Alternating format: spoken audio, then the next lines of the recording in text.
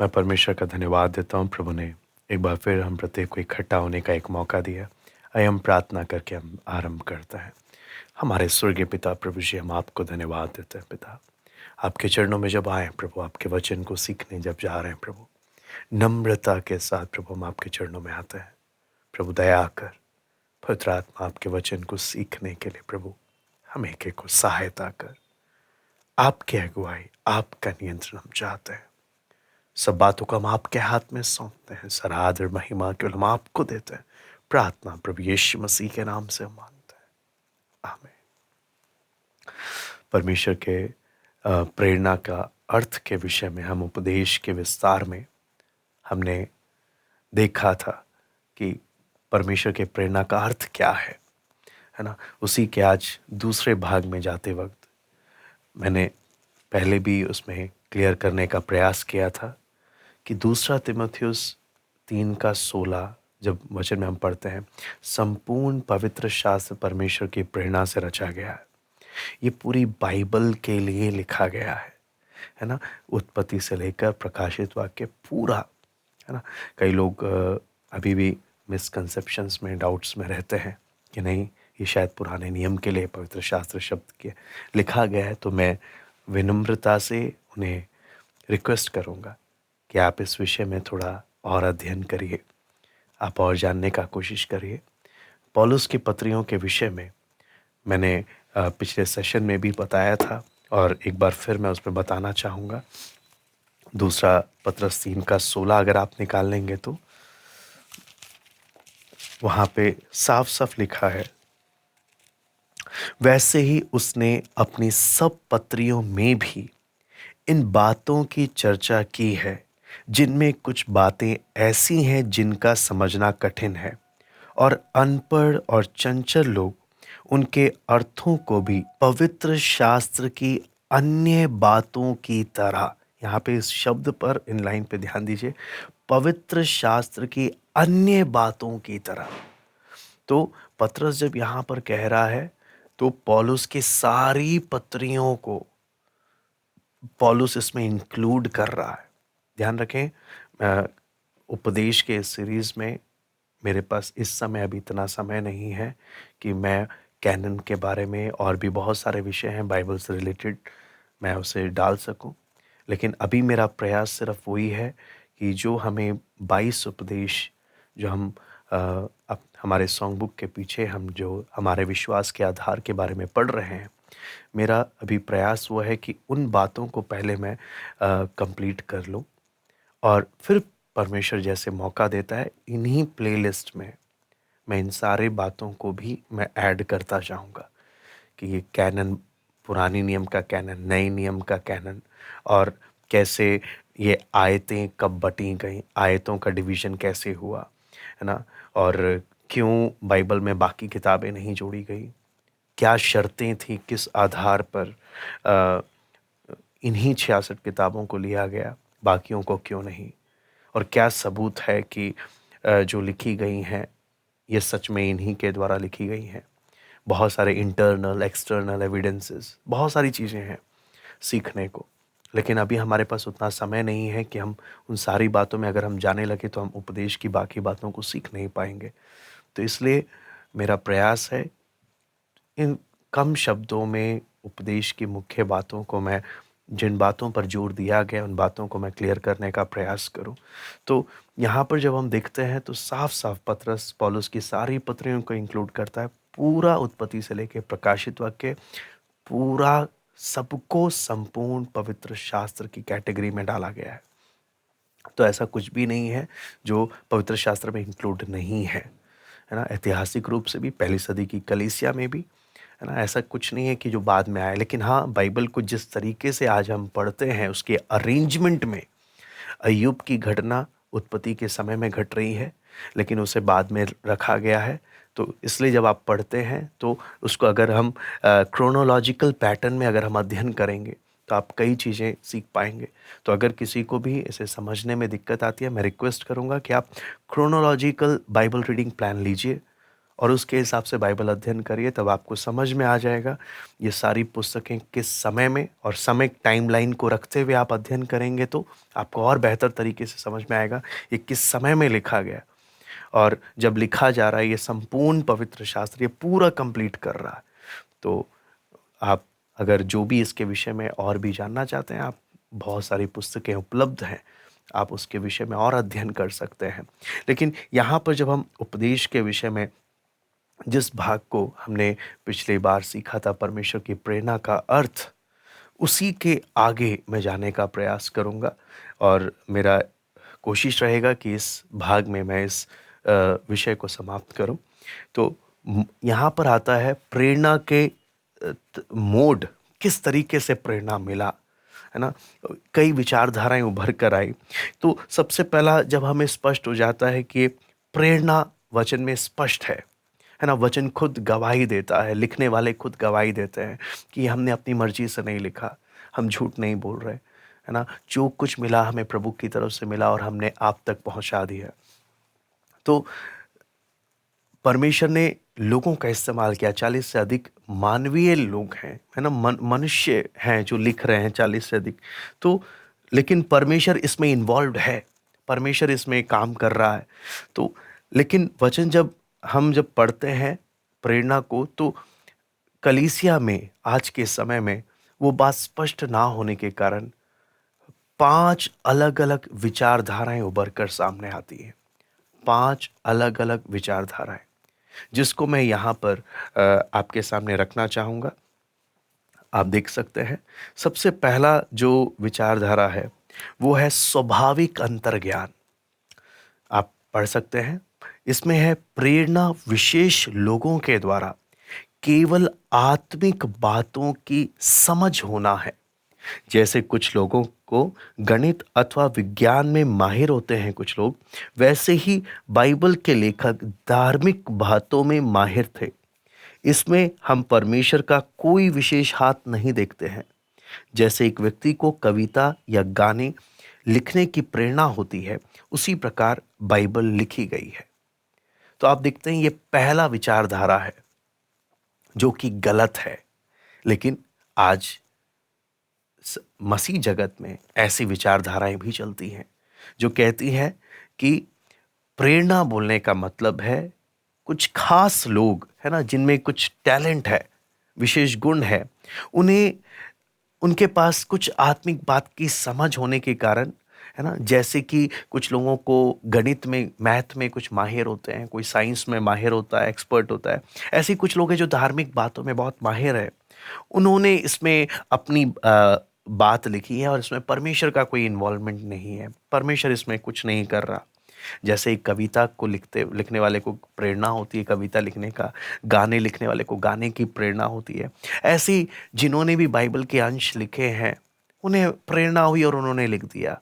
ये कोई बड़ी बात नहीं है करके। ऐसा भी मसीह जगत में कितनी ऐसी कलीसियाएं हैं जो ऐसा सोच रखती हैं और उन्होंने प्रेरणा का ये अर्थ निकाला है। फिर अगला विचारधारा आता है विशेष समझ।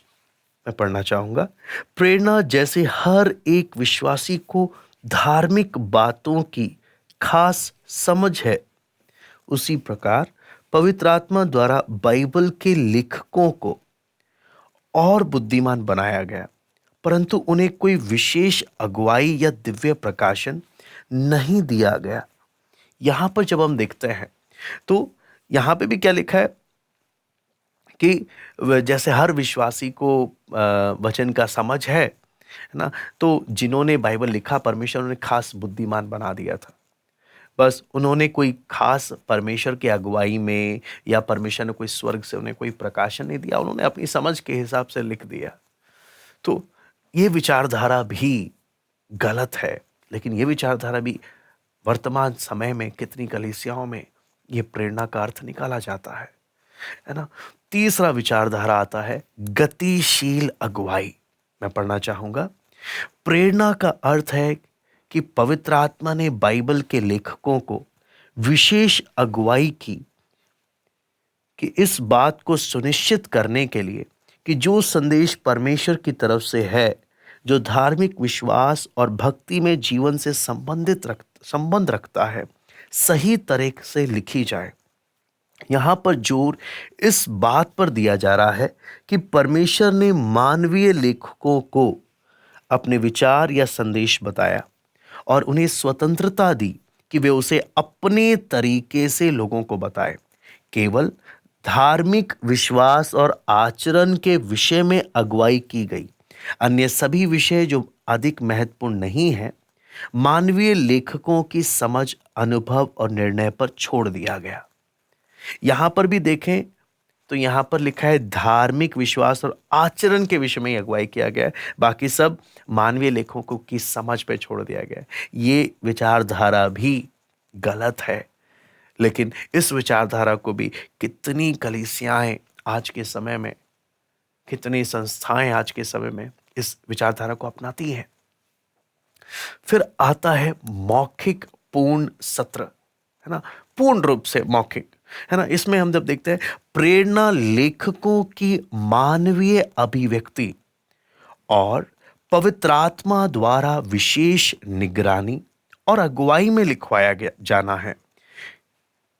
यहां पवित्र आत्मा लेखकों को ना केवल अपने विचार और बातें बताता है, अपितु लिखे जाते समय शब्दों पर भी नजर रखता है। यह ना सिर्फ विश्वास और आचरण के विषय में है, बल्कि पवित्र आत्मा पवित्र शास्त्र में लिखी हर बात की सटीकता यानी अचूकता और पूर्णता की गारंटी लेता है कि यह हमें परमेश्वर से प्राप्त विशेष प्रकाशन है।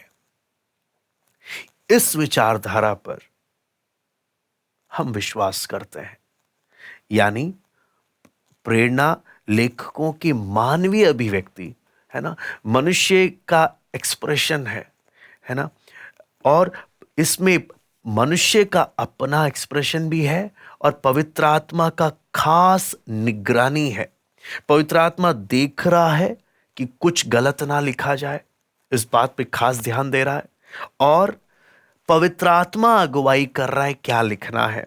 और यहां पे लिखा है पवित्र आत्मा लेखकों को सिर्फ अपने विचार नहीं बता रहा और अपनी बातें सिर्फ नहीं बता रहा है, बल्कि लिखे जाते समय शब्द चुनने में भी पवित्र आत्मा मदद कर रहा है, ताकि कोई और शब्द जो परमेश्वर नहीं चाहता ऐसा कोई शब्द ना लिखा जाए इसमें। तो शब्दों का चयन करते वक्त भी पवित्र आत्मा इनकी मदद कर रहा है। और यहां पर दिखते हैं ये ना सिर्फ विश्वास और आचरण के विषय में, सिर्फ विश्वास और आचरण से संबंधित बातों को ही नहीं, बल्कि पवित्र शास्त्र में लिखी हर बात, है ना, सारी बातों की सटीकता, यानी इसमें सार जितना भी उत्पत्ति से लेकर प्रकाशित वाक्य में लिखा है सब बातों का कि इसमें सही लिखा हो, इस बात का, है ना, और पूरा लिखा हो, इस बात का गारंटी पवित्र आत्मा लेता है। और यह हमें बताता है कि हमें परमेश्वर से प्राप्त विशेष प्रकाशन है। यह परमेश्वर से प्राप्त पूरा बाइबल विशेष प्रकाशन बोलते वक्त, है ना, विशेष प्रकाशन इसको हम बोलते हैं। इसका मेरा प्रकाशन यहां पे बोलने का मतलब है जब हम बाकी पुस्तकों को और हम बाइबल को जब हम देखते हैं तो बाइबल के अलावा बाकी सारी किताबें सामान्य प्रकाशन है। सामान्य प्रकाशन यानी लोगों को जो ज्ञान बड़े बुजुर्गों से और अलग अलग स्रोतों से जो ज्ञान प्राप्त हुआ उसे हम सामान्य प्रकाशन की कैटेगरी में रखते हैं। लेकिन जो पुस्तक हमें परमेश्वर से प्राप्त हुआ उसे हम विशेष प्रकाशन की कैटेगरी में रखते हैं। यानी सामान्य प्रकाशन आपको हर जगह उपलब्ध होगा, लेकिन विशेष प्रकाशन में परमेश्वर ने वो बातें बताई हैं जो सामान्य प्रकाशन में उपलब्ध नहीं है। वो बातें आम पुस्तकों में नहीं है। तो ये है हमारे विश्वास का आधार। लेकिन एक और विचारधारा जो मैं आपके सामने रखना चाहूंगा वो है दिव्य शुद्धलेख, यानी डिवाइन डिक्टेशन। यह है प्रेरणा पवित्र आत्मा के द्वारा दिए गए दिव्य अचूक वचन है जो पवित्र आत्मा ने मानवीय लेखकों को शुतलेख के माध्यम से लिखवाया, यानी एक एक शब्द लिखवा रहा है। पवित्र शास्त्र को लिखने वाले स्टेनोग्राफर के समान आज्ञाकारी थे, जिन्होंने पवित्र आत्मा की विशेष अगुवाई में हर बात, शब्द और शैली को लिखा, है ना। तो यहां पर स्टेनोग्राफर का एक एग्जाम्पल दे दिया गया है, यानी मनुष्य का अपना फ्रीडम यहां पे समाप्त कर दिया गया। मनुष्य अपना अभिव्यक्त नहीं कर सकता, पूरा बोलते हैं एक रोबोट की तरह कार्य हो रहा है। तो ये विचारधारा भी कई जगह में, कई कलीसियाओं में इसका इस्तेमाल किया जाता है प्रेरणा का अर्थ निकालने के लिए, लेकिन ये भी गलत है ना। तो हम जब वचन सीखते हैं, हमें प्रेरणा को सही रीति से समझकर चलना है, ताकि हम सही प्रकार से उसकी गंभीरता को समझ सकें। तो जब हम प्रेरणा के विचारधारा को लेते हैं, है ना, तो जो भी बातें परमेश्वर के प्रकाशन को सही रीति से हम तक पहुंचाने के लिए इस्तेमाल किया गया है, वो सब बातों को हमने समझना है। सारे तत्वों को, प्रेरणा का कार्य किस प्रकार से प्रेरणा हुआ और प्रेरणा के उस कार्य का परिणाम क्या हुआ, दोनों पहलुओं को समझना है। और इसमें परमेश्वर की भूमिका और मनुष्य की भूमिका दोनों को देखना है। तो इसलिए मैं सबसे पहले आपको 4 बातें मैं आपके सामने रखना चाहूंगा, जो साफ साफ बताते हैं कि ये परमेश्वर के प्रेरणा के कार्य को। नंबर 1, 2 तीमुथियुस 3:16 में पढ़ना चाहूंगा। 2 तीमुथियुस 3:16। संपूर्ण पवित्र शास्त्र परमेश्वर की प्रेरणा से रचा गया है ना। All scripture is God breath, यानी ये पूर्ण रूप से हमें परमेश्वर की तरफ से मिला है। ये है पहला बात, ये परमेश्वर का कार्य है ना। ये प्रेरणा के कार्य को हम लोग देख रहे हैं कि संपूर्ण पवित्र शास्त्र परमेश्वर की प्रेरणा से रचा गया है। फिर 2 पत्रस 1:21 में अगला निकालना चाहूंगा, दूसरी पहलू को समझने के लिए। क्योंकि कोई भी भविष्यवाणी मनुष्य की इच्छा से कभी नहीं हुई, पर भक्तजन पवित्र आत्मा के द्वारा उभारे जाकर परमेश्वर की ओर से बोलते थे। तो यहां पर लिखा है कि परमेश्वर की ओर से, पवित्र आत्मा के उभारे जाने पर, है ना। तो यहां पे भी पवित्र आत्मा के उभारे जाने पर लेखक बोल रहे हैं, यह भी किस प्रेरणा का कार्य है। तीसरा बात, है ना, तो तीसरा बात में भी 2 पत्रस 1:21 ही आता है। यहां पे भी लिखा है कि वो अपनी इच्छा से नहीं, यहां पे साफ साफ लिखा है वे अपनी इच्छा से नहीं बल्कि परमेश्वर की ओर से करते थे। यह है तीसरा बात। चौथा, लूका 20:42 में निकालना चाहूंगा। लूका 20:42। दाऊद आप भजन संहिता की पुस्तक में कहता है, प्रभु ने मेरे प्रभु से कहा, है ना।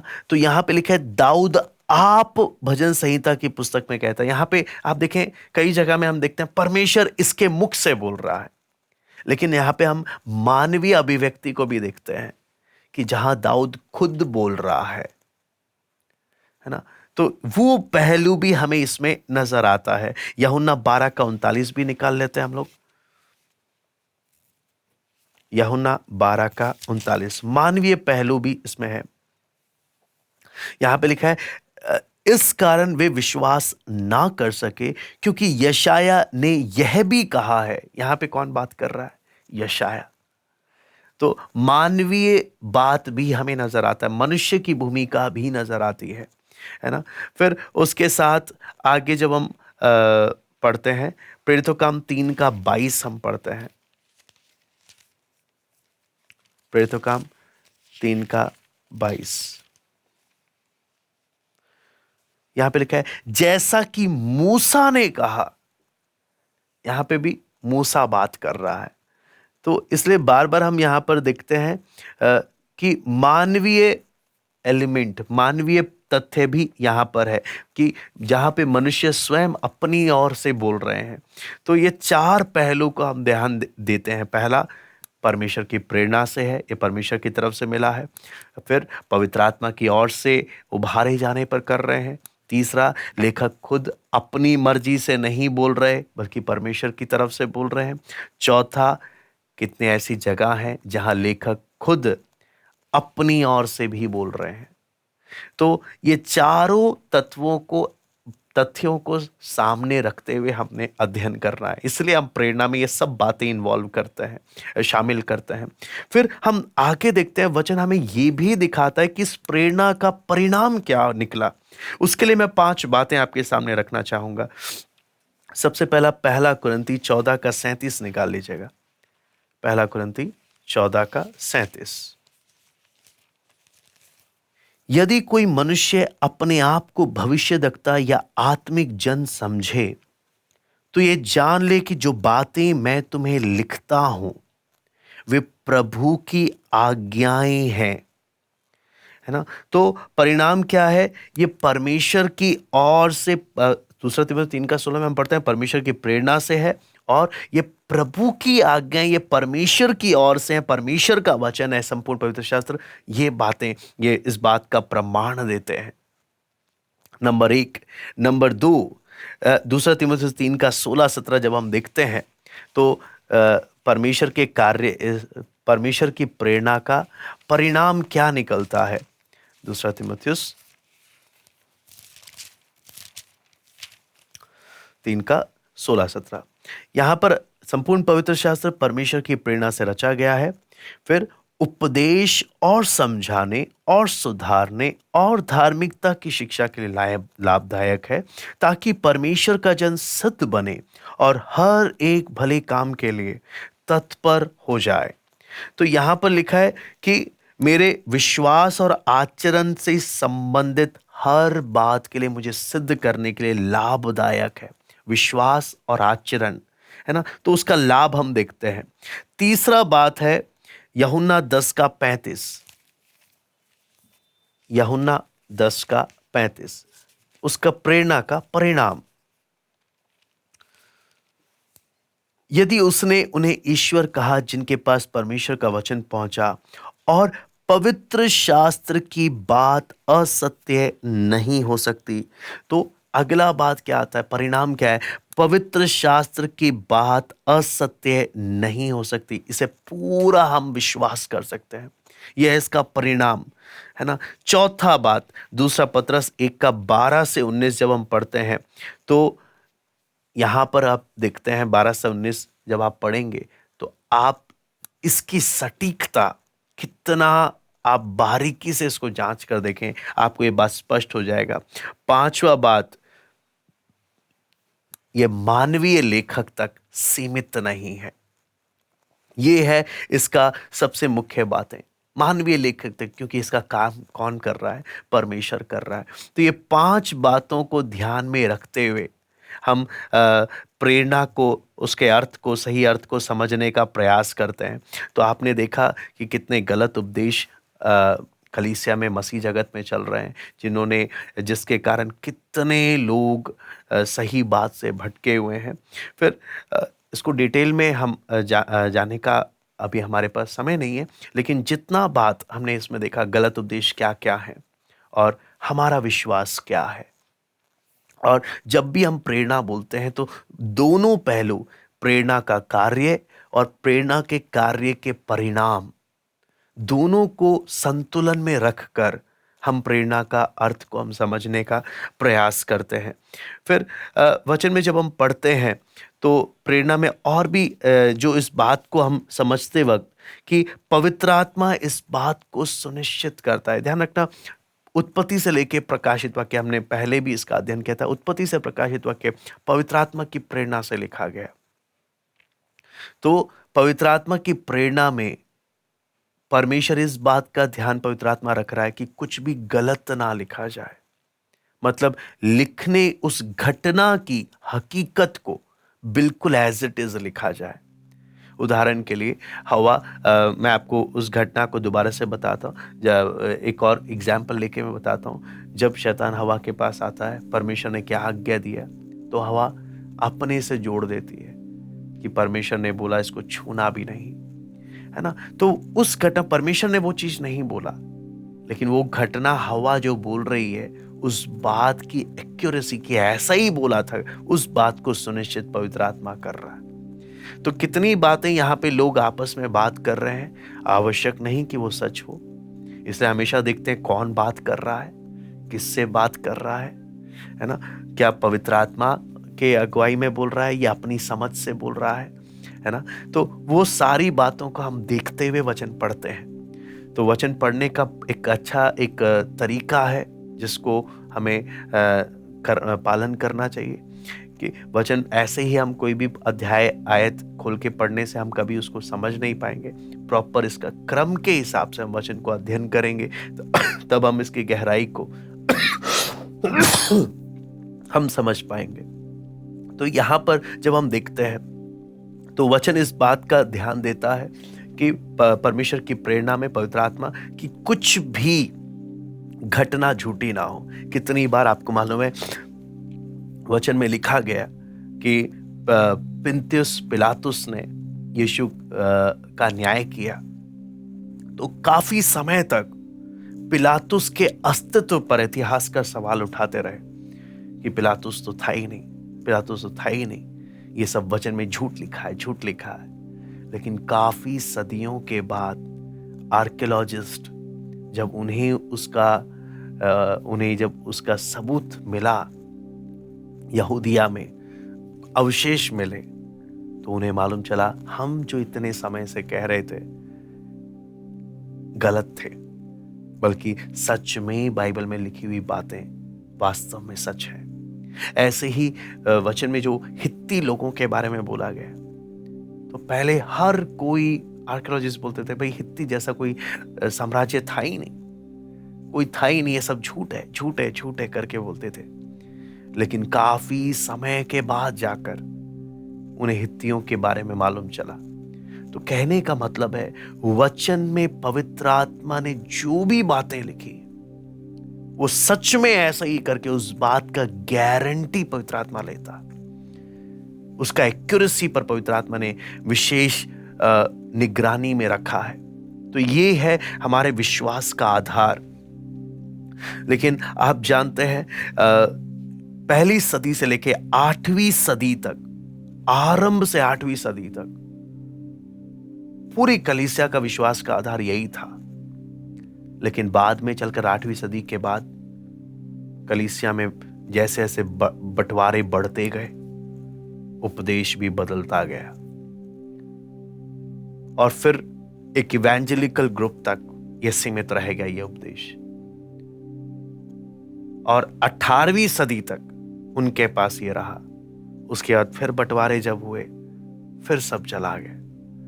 कहने का मतलब उपदेश में बने रहना और अपने उपदेश में चौकसी करना, कहीं ऐसा ना हो मैं अपने उपदेश की दीवारों को ही भूल गया।